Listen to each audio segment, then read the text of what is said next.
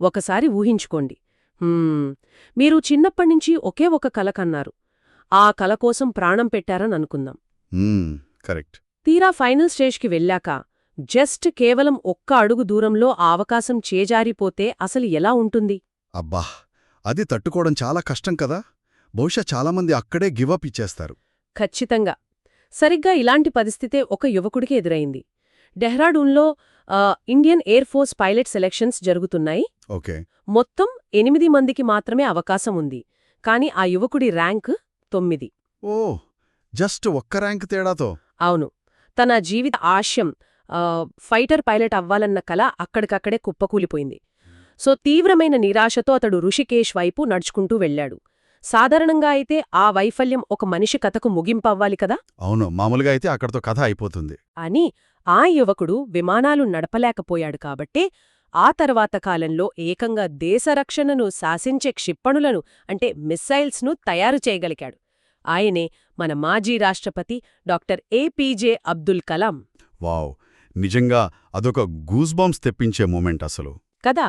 So ఈరోజు మన ఈనాటి లోతైన విశ్లేషణలో మనం మాట్లాడుకోబోయే అంశం ఆయన ఆత్మకథ వింగ్స్ ఆఫ్ ఫైర్లో దాగి ఉన్న ఆంతరంగిక ప్రయాణం. ఇది కేవలం ఒక బయోగ్రఫీ కాదు. అవును, కాదు. తీవ్రమైన వైఫల్యాలను ఎదుర్కొని తిరిగి నిలబడటానికి అవసరమైన ఒక అద్భుతమైన హ్యూమన్ ఆపరేటింగ్ సిస్టమ్ అని చెప్పొచ్చు. సరే, దీని కొంచెం విడమర్చి చూద్దాం. అసలు ఎలా సాధ్యమైంది ఇది? ఆ పైలట్ ఎపిసోడ్ ఉందే, అది నిజంగా ఒక గొప్ప కేస్ స్టడీ అండి. మనం ఈ సోర్స్ మెటీరియల్ని గమనిస్తే ఇది ఒక వ్యక్తి సాధించిన విజయాల జాబితా కాదు. ఆ విజయాల వెనుక పనిచేసిన మెకానిజం ఏమిటన్నది ఇందులో స్పష్టంగా కనిపిస్తుంది. అంటే ఒక సాధారణ నేపథ్యం నుంచి వచ్చిన వ్యక్తి మైండ్ సెట్ ఎలా డెవలప్ అవుతుంది, సక్సెస్ ఫెయిల్యూర్స్ని ప్రాసెస్ చేసే విధానం ఎలా ఉంటుంది అనేది ఇందులో చాలా సైంటిఫిక్గా, అదే సమయంలో చాలా ఆధ్యాత్మికంగా కూడా వివరించబడింది. అవును. మనం సాధారణంగా ఈ జీరో టు హీరో కథలు చాలా వింటుంటాం కదా. అంటే రామేశ్వరంలో ఒక పేద కుటుంబం నుంచొచ్చారు, పేపర్లు వేశారు, కష్టపడి చదివి పైకి వచ్చారు, ఇదంతా మనకు తెలుసు, అందరికీ తెలిసిన విషయమే అది. కానీ నా ప్రశ్న ఏమిటంటే, కేవలం కష్టాలు మాత్రమే ఒక మనిషిని అంత గొప్పవాడిని చేస్తాయా? ఆ పేదరికం, ఆ పరిస్థితుల నుంచి చాలామంది వస్తారు కదా. మరి కలాం గారి విషయంలో ఆ ప్రత్యేకమైన పునాది ఎలా పడిందంటారు? ఇక్కడే మనం పరిస్థితులకు అంటే సర్కమ్స్టాన్సెస్కి మరియు వాతావరణానికి అంటే ఎన్విరాన్మెంట్కి మధ్య ఉన్న తేడాను అర్థం చేసుకోవాలి. ఓకే. ఎలాగంటే వాళ్ళు కలాం గారికిచ్చింది డబ్బు కాదు, ఒక రకమైన సైకలాజికల్ సేఫ్టీ. సైకలాజికల్ సేఫ్టీ అంటే మానసిక భద్రత. ఎగ్జాక్ట్లీ.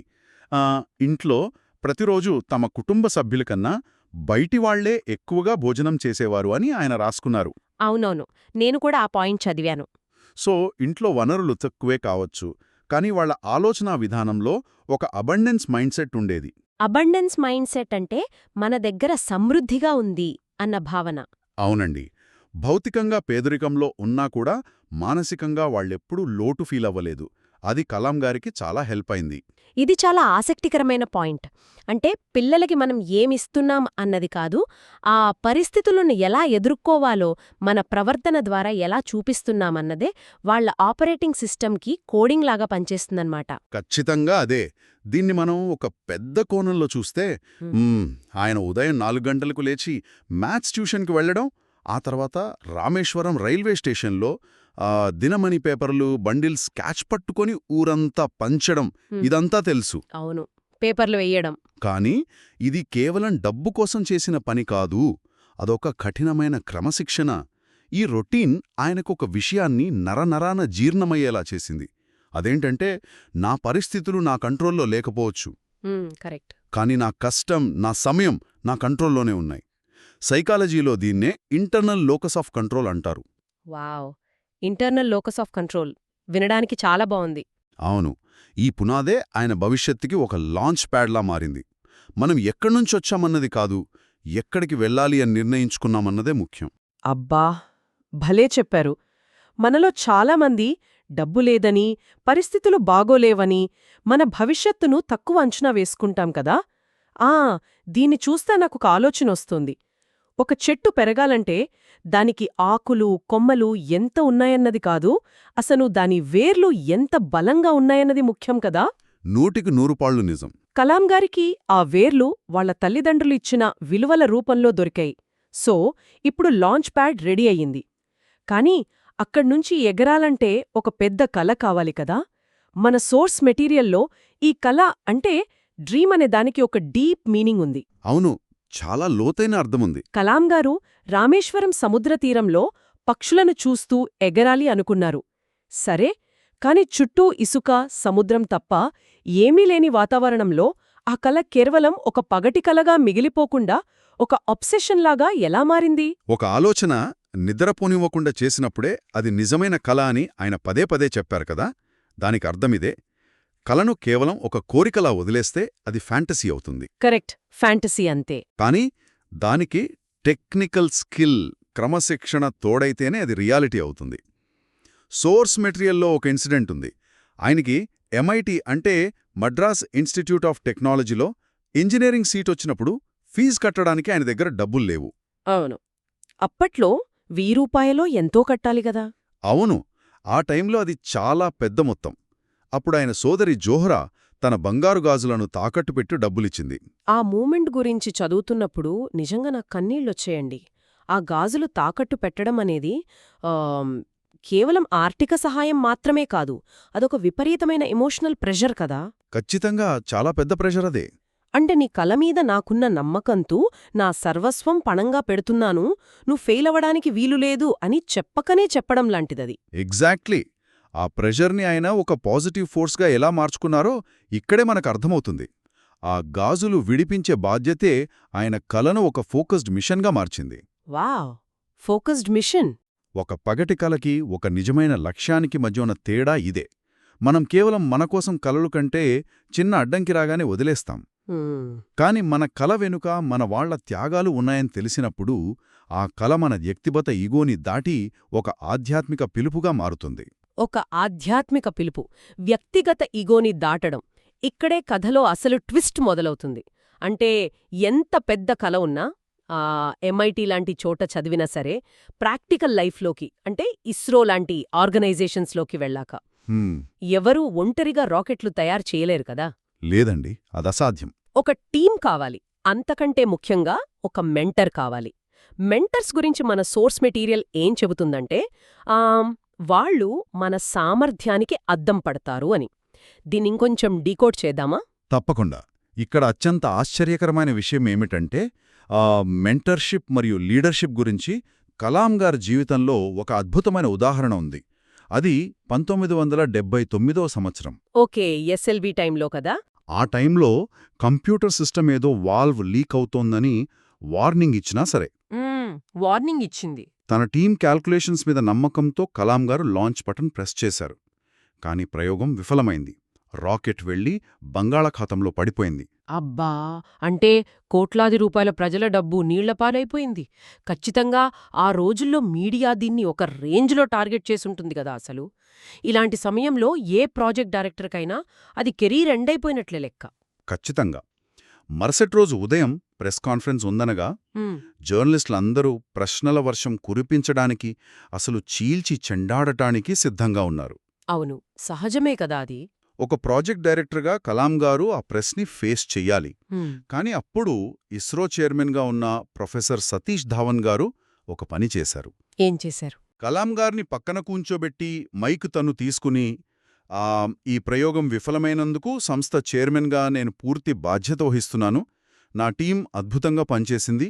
టెక్నికల్గా కొన్ని లోపాలు జరిగాయి, కానీ వచ్చే ఏడాది ఖచ్చితంగా మేం సక్సెస్ అవుతామని మీడియా ముందు మొత్తం నిందను ఆయన భుజాలపై వేసుకున్నారు. ఇది వినడానికే చాలా ఆశ్చర్యంగా ఉందండి. సాధారణంగా కార్పొరేట్ వరల్డ్లో కానీ ఎక్కడైనా కానీ బాస్ ఎప్పుడూ క్రెడిట్ తీసుకుని బ్లేమ్ అంతా కింది వాళ్ళ మీద వేయడం మనం చూస్తుంటాం కదా. అవును. కానీ సతీష్ ధావన్ గారు ఏకంగా బాధ్యత అంతా తన మీద వేసుకున్నారు. అసలు ఎందుకలా చేశారంటారు? ఎందుకంటే ఒక టీంకి పెద్ద కలలు కనే అవకాశం ఇవ్వాలి అంటే వాళ్లకు ముందుగా సైకలాజికల్ ఇమ్యూనిటీ, అంటే ఒక భయం లేని వాతావరణాన్ని ఇవ్వాలి. లీడర్ ఒక షాక్ అబ్జార్బర్లా పనిచేస్తేనే కదా టీం ఎగ్జిక్యూషన్ మీద ఫోకస్ చేయగలదు. షాక్ అబ్జార్బర్, భలే చెప్పారు. సతీష్ ధావన్ గారికి తెలుసు, కలాం గారు అప్పటికే మానసికంగా కృంగిపోయున్నారు. ఆ టైంలో మీడియా రాళ్లకు ఆయనను వదిలేస్తే ఒక గొప్ప సైంటిస్ట్ భవిష్యత్తు అక్కడితో ముగిసిపోతుంది. అందుకే ఆయన అడ్డుగా నిలబడ్డారు. వావ్! అంటే ఒక అద్దం మన ముఖాన్ని మాత్రమే చూపిస్తుంది, కానీ ఒక మంచి గురువు మన భవిష్యత్తును, మనలోని బలాన్ని చూపిస్తాడనమాట. కరెక్ట్. ఇక్కడ ఇంకో విశేషమేంటంటే సరిగ్గా ఏడాది తర్వాత 1980లో అదే SLV-3 ప్రయోగం అద్భుతమైన విజయం సాధించింది. రోహిణి శాటిలైట్ని కక్షలోకి విజయవంతంగా ప్రవేశపెట్టారు. అబ్బా! Finally success. అవును. అప్పుడు సతీష్ ధావన్ గారు ఏం చేశారో తెలుసా? ఖచ్చితంగా ఆయనే వెళ్ళి ప్రెస్ కాన్ఫరెన్స్ తీసుకుని ఉంటారు. ఆఫ్కోర్స్, ఎందుకంటే క్రెడిట్ అంతా ఆయనకే దక్కాలి గదా. అప్పుడు ఆయన బాధ్యత తీసుకున్నారు కాబట్టి. లేదు. సక్సెస్ అయిన రోజు ఆయన అస్సలు మీడియా ముందే రాలేదు. నిజంగానా? అవును. కలాం గారిని పిలిచి వెళ్ళి ప్రెస్ కాన్ఫరెన్స్ అడ్రస్ చెయ్యి అని ఆయనను పంపించారు. ఫెయిల్యూర్ వస్తే లీడర్ ముందుకు రావడం, సక్సెస్ వస్తే టీంని ముందుకు పంపడం. ఈ ఒక్క ఇన్సిడెంట్ కలాం గారి మొత్తం లీడర్షిప్ స్టైల్ని, ఆయన ఆపరేటింగ్ సిస్టమ్ని పూర్తిగా రీరైట్ చేసింది. దట్ ఈజ్ ఇన్క్రెడిబుల్ అసలు. ఒక నాయకుడంటే అధికారం చెలాయించేవాడు కాదు, ఒక కేర్ టేకర్ అనే భావన ఆయనలో నాటుకుపోయింది. ఒక్క సంఘటన మనిషిని ఎంతగా మార్చేస్తోందో కదా. ఖచ్చితంగా అండి. ఇక్కడే విషయం చాలా ఆసక్తికరంగా మారుతోంది. ప్రాక్టికల్గా ఒక విషయం ఆలోచిద్దాం. సతీష్ ధవన్ గారు కవచంలా నిలబడ్డారు, బాగానే ఉంది. కాని లోపల కలాం గారికి తెలుసు కదా, తప్పు తన వైపు నుంచి జరిగిందని. అవును, తెలుసు. కోట్లాది రూపాయలు సముద్రంలో కలిసిపోయినప్పుడు ఒక మనిషి రాత్రికి రాత్రే ఆ ఫెయిల్యూర్ని ఎలా జీర్ణించుకుంటాడు? వినడానికి డిలే ఈజ్ నాట్ డినాయల్, అంటే ఆలస్యం అంటే తిరస్కారం కాదు అని పైకి చెప్పడం సులువే. కరెక్టే. కానీ ఆ క్రషింగ్ వెయిట్ నుంచి బయటపడటానికి అసలైన ఏ మెకానిజం వాడారు? వరుసగా రిజెక్షన్స్ ఎదురైనప్పుడు మనమీద మనకే నమ్మకం పోతుంది కదా. అవును, చాలామందికి అలాగే జరుగుతుంది. కానీ ఇక్కడే కలాం గారు ఒక సైంటిస్ట్గా ఆలోచించారు. ఫెయిల్యూర్ని ఆయన ఒక ఈవెంట్ లాగా, అంటే ఒక సంఘటనలాగా చూశారు తప్ప తన ఐడెంటిటీ లాగా, అనగా తన వ్యక్తిత్వంలాగా చూడలేదు. Event versus identity. ఓకే. ఉదాహరణకు, ఒక రాకెట్ లాంచ్ ఫెయిల్ అయితే సైంటిస్టులెవ్వరూ అయ్యో ఈ రాకెట్ చెత్తది, పనికిరాదు అని ఏడుస్తూ కూర్చోరు. వాళ్ళు టెలిమెట్రీ డేటాని బయటికి తీస్తారు. అవును, డేటా చూస్తారు. ప్రెషర్ వాల్వ్ ఎక్కడ ఫెయిల్ అయిందో లెక్కలు వేస్తారు. ఆల్గరిథంని సరిచేస్తారు, మళ్లీ లాంచ్ చేస్తారు. కలాం గారు తన జీవితంలోని వైఫల్యాలకు కూడా ఇదే సైంటిఫిక్ మెథడ్ అప్లై చేశారు. భలే కనెక్ట్ చేశారు అసలు. ఎయిర్ ఫోర్స్ ఇంటర్వ్యూలో ఫెయిల్ అయినా, శాటిలైట్ లాంచ్ ఫెయిల్ అయినా సరే, నేను పనికిరాను ఆయన ఎప్పుడూ అనుకోలేదు. నా ప్రిపరేషన్లో లేదా నా అంచనాల్లో ఏ లెక్క తప్పింది అని మాత్రమే ఆలోచించారు. ఐడెంటిటీని, ఈవెంట్ని వేరు చేసి చూడటమే ఆయన వాడిన మెకానిజం. ఇది నిజంగా ప్రతి ఒక్కరూ అలవర్చుకోవాల్సిన స్కిల్ అండి. అంటే ఫెయిల్యూర్ అనేది మన ఎమోషనల్ ప్రాబ్లం కాదు, అదొక ఇంజనీరింగ్ ప్రాబ్లం అన్నమాట. ఎగ్జాక్ట్లీ, అదొక ఇంజనీరింగ్ ప్రాబ్లం. ఎక్కడ తప్పు జరిగిందో వెతికి దాన్ని ఫిక్స్ చేయాలి, అంతే. అయితే ఎమోషన్స్ను పక్కన పెట్టి కేవలం ఒక మెషిన్లా ఆలోచించడం మనుషులకంత సులువు కాదు కదా. ఆ బ్యాలెన్స్ కోసమేనా ఆయన ఆధ్యాత్మికత వైపు మొగ్గు చూపింది? ఖచ్చితంగా. ఈ సోర్స్ మెటీరియల్లో ఆధ్యాత్మికత అంటే ఏదో గుడికి వెళ్లడం, మంత్రాలు చదవడం మాత్రమే కాదు. కలాం గారికి ఆధ్యాత్మికత అంటే తన్నును తాను ఒక అఖండమైన విశ్వంలో ఒక చిన్న బిందువుగా గుర్తించటం. ఓకే. ఈ విశాలమైన ప్రపంచంలో ఎంతోమంది గొప్పవాళ్లు, ఎన్నో శక్తులు కలిసి పనిచేస్తేనే ఒక విజయం వస్తుంది. నేను సాధించాను అనుకోవటం ఒక భ్రమ అని ఆయన బలంగా నమ్మారు. దేవుడికి, ప్రకృతికి సరెండర్ అవ్వడం అంటారు కదా. అవును, సరెండర్ అవ్వడం ద్వారా ఆయన తనలోని ఈగోను సున్నా చేసుకున్నారు. డాక్టర్ బ్రహ్మప్రకాష్ లాంటి మహాపండితులతో ఆయన గడిపిన సమయం ఆయనకు నేర్పిందిదే. వింగ్స్ ఆఫ్ ఫైర్లో ఆయన చెప్పిన అగ్ని అనేది ఇతరులను కాల్చేది కాదు, ఒక రాకెట్కి థ్రస్టిచ్చే ఇంటర్నల్ కంబషన్ లాంటిది. ఈ పాయింట్ వింటుంటే నాకొక సైంటిఫిక్ అనాలజీ గుర్తుకొస్తోందండి. చెప్పండి. ఇప్పుడు ఒక శాటిలైట్ ఆకాశంలో ఎగురుతూ దాని కక్షల్లో తిరుగుతూ ఉందంటే దానికి కారణం కేవలం దాని ఇంజిన్ పవర్ మాత్రమే కాదు కదా. అవును, కాదు. భూమికుండే గ్రావిటీ ఆ శాటిలైట్ను ఒక కక్షలో పట్టి ఉంచుతుంది.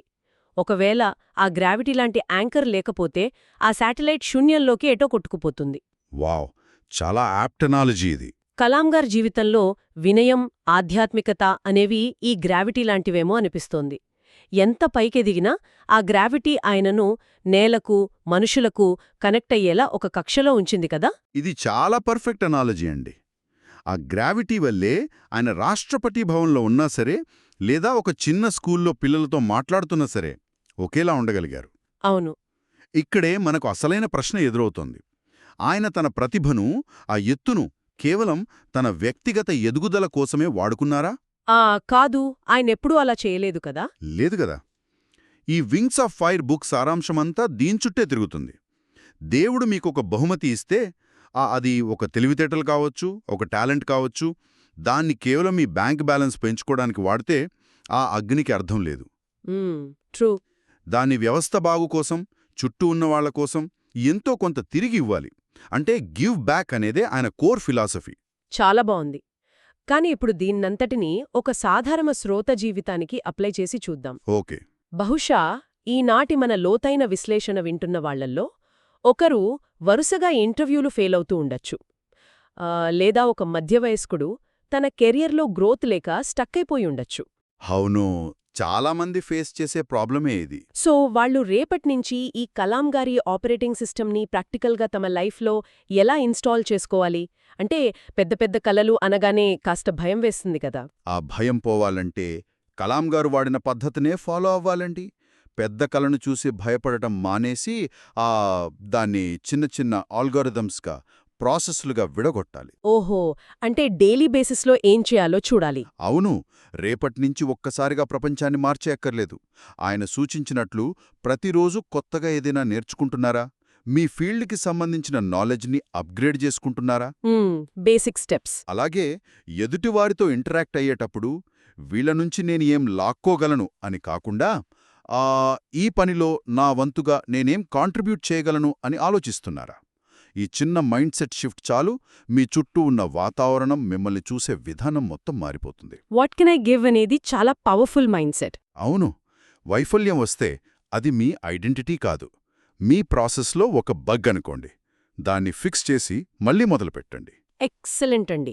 అంటే దీనంతటి సారాంశమేమిటంటే, ఒక పేద కుటుంబంలో ఏ వనరులు లేని చోట పుట్టడమనేది మీ కథకు ప్రారంభం మాత్రమే, ముగింపు కాదు. ఖచ్చితంగా ముగింపు కాదు.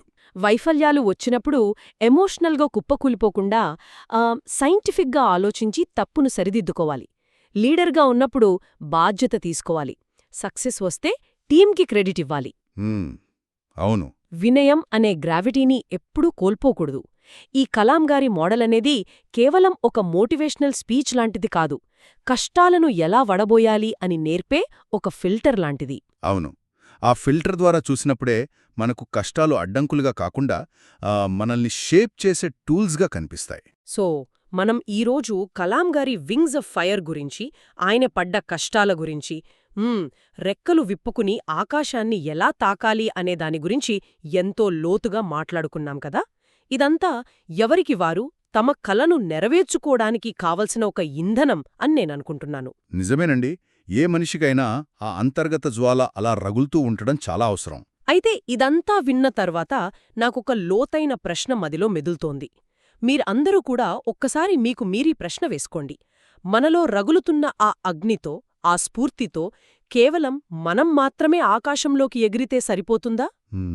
బహుశా కలాం గారి జీవితం మనకు నేర్పుతున్న అసలైన పాఠం ఇది కాదేమో. మీ విజయం తర్వాత అసలు ఎగరలేమో అని ఆశలు వదులుకుని చీకటిలో ఆగిపోయిన మరొకరికి మీరు ఎలా ఒక వెలుగునిచ్చే దారిగా మారగలరు? ఇది చాలా పెద్ద ఆలోచన. అవును, మీ రెక్కల కింద మరొకరి కలలకు ఎలా ఆశ్రయమివ్వగలరు? మీ సక్సెస్ మీ గమ్యానికి ముగింపా, లేక భవిష్యత్ తరాల ఎదుగుదలకొక అద్భుతమైన ప్రారంభమా? ఈ ప్రశ్నను మీరే ఆలోచించుకోండి. ఈ ఆలోచనతోనే ఈనాటి మన లోతైన విశ్లేషణను ముగిద్దాం.